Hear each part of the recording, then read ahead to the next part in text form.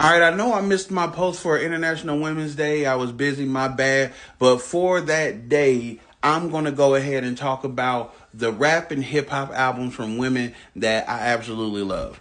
Now, this one, Mama Drama. Now, I know y'all calling Lotto Big Mama now, but back in my day, Big Mama was Mia X. And she could get on a track with anybody, and she proves it on this album time and time again. She got some crazy joints with Fiend, even Fat Joe is on here. And she got that dope joint with Charlie Wilson. Man, come on. This is my favorite Lil Kim album. I know a lot of people may go like hardcore, some may even say Naked Truth, but I know me personally, La Bella Mafia, front to back, I rocked this whole album. She was killing it lyrically, bar for bar. She was dope. Song choice was dope. The beats was dope, and she even had a little humor here and there in it, which I always appreciate. Let me tell y'all about this album. Not only did Eve do her thing, but she made me feel something when I heard Love Is Blind for the first time. And I'm talking about like when I heard the skit before the song, so hearing the skit and then the song, I had to pause the album. I was young. Okay? Like to have a song that real about domestic violence was like, man, but even like I said, the whole album, her and DMX, her and Dragon, got one of the dopest intros on a hip hop and rap album. Love it. Now let me tell you something about this one. As a kid, my cousin Crystal Lynn, she had this album. I had to just go buy it myself because I'm telling you, wore the album out from Groove Me, Wanna Man, Shoot, Summertime Man, like yo, Heaven. Oh, what's it? Is it Heaven on Earth or Hell on Earth? I can't remember right at this moment. But man, banger after banger on this joint. Let me this album for me. This is my joint. Missy got my heart with this album. I go back and listen to this album this day. Fun fact, I know we celebrating the women. Fun fact, this was the album that made me start liking Eminem. I really didn't like him before because I couldn't really grasp his flow and how he was rapping. This album is what did it.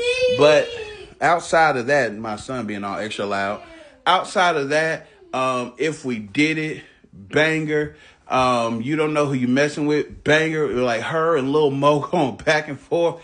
Like, man, yo, she was on it. Her and Redman, like, yo, Hot Boys. Come on. And Missy going back to back because Missy's so addicted. 1 Minute Man. Get your freak on. That beautiful joint she got with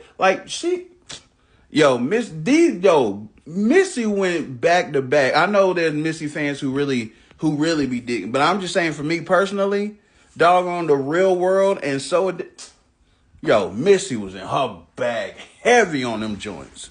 Speaking of the Naked Truth, yeah, I just had to add it because it was one of those, like I said, it's another one of those front to back joints that I played out. Absolutely love this album too. So I was like, yo, it got to get a shout out.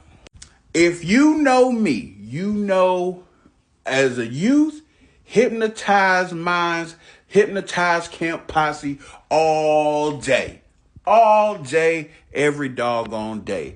And so, this was LeChat's album, her debut album on the label. And props to Gangsta Boo. Also RIP. Props. But when it comes to the one that I was rocking with, it's Murder She Spoke. Lil Chat was doing her big one when it came to these. Her flow, her cadence on these songs. She even, she remixed and flipped Slob on My Knob. She got Slob on My Cat on this. Man. And then on her posse song, that Wolfpack, come on now. 90s pure hip hop. And trust me, this is getting a nod simply for having UNITY and doggone Just Another Day on it. Just them two alone. Queen Latifah got one of the dopest flows in rap and hip hop. I love, like when she raps, she just has such a presence about her when she get on the track. And if you're looking for that smooth, laid back 90s boom bap bar heavy, like just Bahamadia. Those who know. I feel like she don't get talked about as much as she should, but those who know. Now, I'm throwing this in there. I don't feel like this is a hip hop album.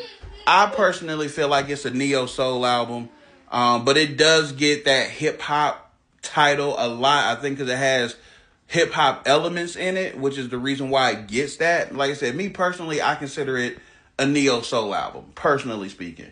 But for those who do consider it hip hop, hey, I gotta add it on. You feel what I'm saying? It has its place. You feel what I'm saying? I mean, you know what I'm saying? Like, just beautiful music, really. Banger after banger after banger. Now, I know, when it comes to the writing credits, I know, but that still don't take away from the album just being dope. You feel what I'm saying? It don't take away from the album being what it is. So Ill Na Na got to get up there. Now, this joint, The Broken Silence, oh, you talk about many days on the bus in high school, rocking this joint.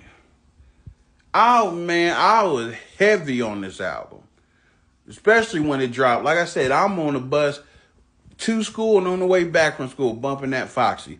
Like, she was on point with it. Real quick, my phone about to die, so before I go, I gotta show some love to Eve from Rhapsody. And this is a straight up woman empowered album. And if you have not peeped this out, peep it out. Like track after track, and really giving praise and really giving flowers to the women that came before her. She did an amazing job with this album. And this honestly is in the running for album of the year for 2024. I know personally I did get Schoolboy Q, but this is in the running. This is an amazing album where she goes into deep about her aunt dealing with dementia, with her love life, how she sees things. And it like she goes so personal, and like she has a track for almost each way somebody could be feeling that day, whether you're sad, happy, or even if you're really trying to ante up. Like, she really got, like, this was an amazing album. So to all the women who did their thing, love y'all. Y'all done made some amazing music, and we gonna keep repping for everybody, especially when it comes to pushing this hip hop thing. Peace.